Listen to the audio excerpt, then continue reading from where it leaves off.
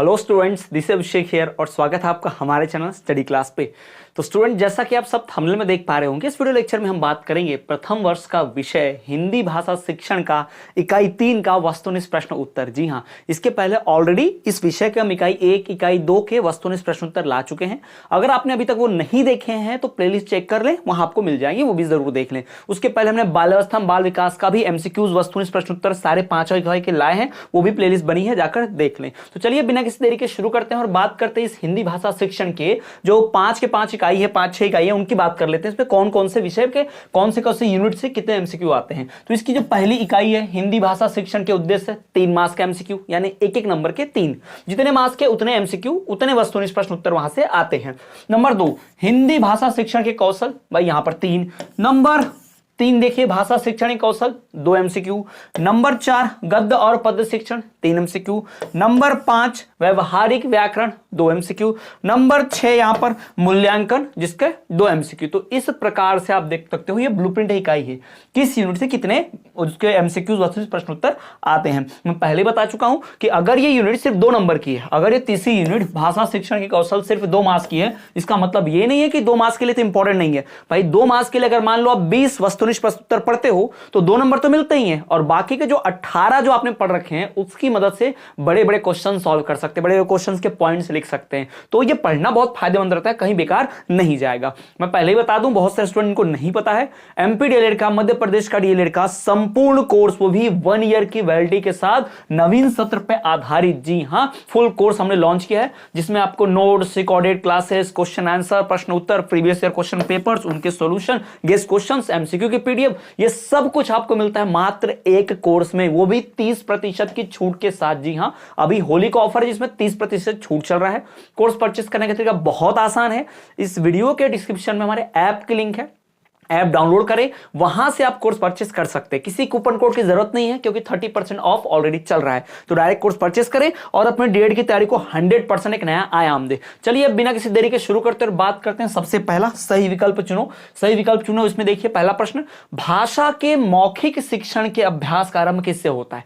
भाषा का जो मौखिक ओरल प्रैक्टिस करवानी है, ओरल सिखाना है, उसमें शुरुआत किससे करेंगे, उसका शुरुआत किससे करेंगे, वाक्य रचना से, भाषण से, वार्तालाप से, लेखन से। भाई भाषा अगर आपको बोलना सिखाना है तो पहले बोलना पड़ेगा, बातचीत करनी पड़ेगी, यानी कि सही उत्तर क्या होगा, वार्तालाप। वार्तालाप से ही शुरू होगा, मौखिक भाषा शिक्षण की शुरुआत होगी।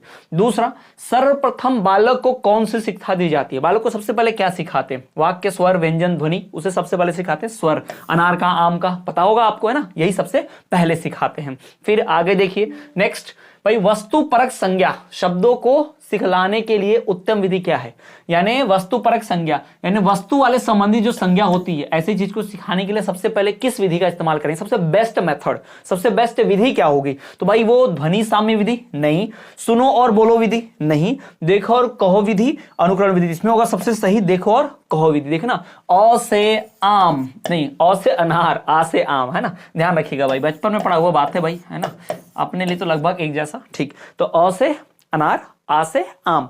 तो ये जो आप देखोगे आम बना के, अनार बना के बच्चों को टेबल पर ऐसा, बोर्ड पर टीचर ऐसा बनाकर दिखाती थी ना कि बेटा ये देखो, ये है आम, है ना, ये है भाई अनार, ऐसा कुछ बनाते थे ना भाई, ऐसा ऐसा बनाते थे ना, अनार, अ से अनार के दाने लाल, ऐसा तो सिखाते थे।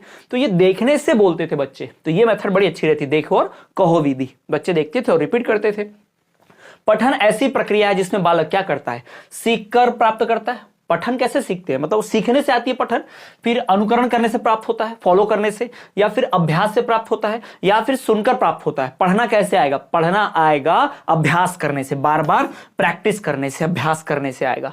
नेक्स्ट, सस्वर वाचन का अर्थ क्या होता है। सस्वर वाचन मतलब बोलकर पढ़ना, है ना, सस्वर वाचन का मतलब क्या होता है, बोलकर पढ़ना। लिखित भाषा का ध्वन्यात्मक पठन, यानी लिखित भाषा का ध्वनि के रूप में पठना, पठन यानी पढ़ना, जो हम मुंह से बोलेंगे तो क्या होगा भाई, बोलकर मतलब पढ़ना उसको होगा। ठीक, तो वही यहां पर उत्तर। अगला देखिए, वाचन व क्रिया है, वाचन मतलब पढ़ना, वाचन व क्रिया है जिसमें प्रतीक, ध्वनि व अर्थ साथ साथ चलते हैं। ये जो परिभाषा है किसने दी है, डॉक्टर पांडे जी ने। जी हाँ, डॉक्टर पांडे ने परिभाषा दी कि वाचन वह क्रिया है जिसमें प्रतीक, ध्वनि, अर्थ ये सब के सब एक साथ चलते रहते हैं। किसने कहा है, डॉक्टर पांडे ने। अगला देखिए, बच्चों की पत्रिका कौन सी है, ये बच्चों की जो पत्रिका मैगजीन है ये बाल हंस है। जी हाँ, ये मैं भी पढ़ता हूं, अभी भी मेरे पास ये है बहुत सारी ऐसे बाल हंस। जब भी मैं ट्रेन से गांव जाता हूं, रेलवे स्टेशन पर जब भी मौका मिलता है खरीद लेता हूं। अभी अभी हाल फिलहाल भी मैंने खरीदा हुआ है इसको, तो ये मैं पढ़ता हूं इसको। बाल हंस बड़ा फेमस है। और एक आता था बचपन में, बाल भास्कर भी आता था जब मैं बहुत छोटा था, दूसरी तीसरी चौथी में रहा हूंगा मैं, तब भी ये आता था। 5वीं 6वीं तक आता था। बाल भास्कर बोलते थे उसे, दैनिक भास्कर अखबार के साथ आया करता था वो। तो संडे या फिर 15 दिन में एक बार आता था, उसे पढ़ने में बड़ी मजा आती थी मुझे, पढ़ता था वो भी। तो बच्चों की पत्रिका, ठीक है। फिर रिक्त स्थान पर आ जाते हैं। देखिए यहां पर रिक्त स्थान पर आ जाइए। सुनकर पहचानने की क्षमता का मूल कारण क्या है? सुनकर पहचानने का मूल कारण है ध्वनिबंध। क्या है मेन कारण? ध्वनि। जी हाँ, सुनकर कैसे पहचानेंगे? जब ध्वनि आएगी तभी। मौन, आप देखो ना, बिना ध्वनि के कुछ जो लोग देख नहीं सकते है ना, वो लोग ध्वनि का इस्तेमाल करते हैं पहचानने के लिए, तो उसे ध्वनिबंध। मौन पठन में मानसिक क्रिया का सबसे प्रमुख पक्ष एकाग्रता है। अगर आप मौन पठन कर रहे हो, यानी कि चुपचाप रहकर पढ़ रहे हो, तो आपको कंसंट्रेट करना पड़ेगा, है ना। तो वहां पर क्या चाहिए? एकाग्रता। वहां पर आपको एकाग्रता, कंसंट्रेशन चाहिए। भाषा में मौखिक शिक्षण के अभ्यास का आरंभ कहां से होता है? वार्तालाप से होता है। भाषा में मौखिक यानी ओरल सिखाना है कोई चीज, भाषा को अगर ओरली कुछ भी सिखाना है, बोलना सुनना, तो इसके लिए वार्तालाप, बातचीत करना पड़ेगा, ठीक। तो भाषा में मौखिक शिक्षण की शुरुआत जो होती है वो कहां से होती है? वार्तालाप से होती है। कहां से? वार्तालाप से। क्लियर है? चलिए आगे बढ़े और एक वाक्य पर आ जाएंगे। उससे पहले भाई, ये जो इकाई है सबसे छोटी इकाई में से एक है, कई इसमें छोटे छोटे प्रश्न उत्तर इसमें से है ना। अब हम बढ़ चलेंगे यहां से सीधा हमारी अगले इकाई की ओर, जो कि रहेगा हमारा इकाई नंबर 4। तो उसका वीडियो भी आपको मिल जाएगा, अगर आपने हमारी प्लेलिस्ट चेक की है, अगर आप देखेंगे तो उसमें आपको दिख जाएगा, ठीक है। इसके बाद अगली वीडियो आ जाएगी, उसका भी एमसीक्यूज। अभी तक आपने हमारे बाकी के प्लेलिस्ट नहीं चेक किए हैं, बाकी इकाइयों के वस्तुनिष्ठ प्रश्न उत्तर नहीं पढ़े हैं, तो भी जाकर जरूर देखिए, ठीक है। और हमारा मध्य प्रदेश डीएलएड का प्रथम वर्ष का संपूर्ण कोर्स जरूर परचेस करें, नवीन सत्र पर आधारित है। पीवाईक्यूज मिलेगा, notes, recorded class, question answer, PYQs, guest question, PDF, ये सब कुछ आपको मिलेगी इस एक कोर्स में। 100% सफलता आपकी तय हो जाएगी इस एक कोर्स से। कहीं और भटकना, कहीं और देखने की जरूरत नहीं पड़ेगी। तो चलिए स्टूडेंट्स, मिलेंगे आपसे अगले वीडियो में। तब तक के लिए देखते रहिए हमारा चैनल स्टडी क्लास।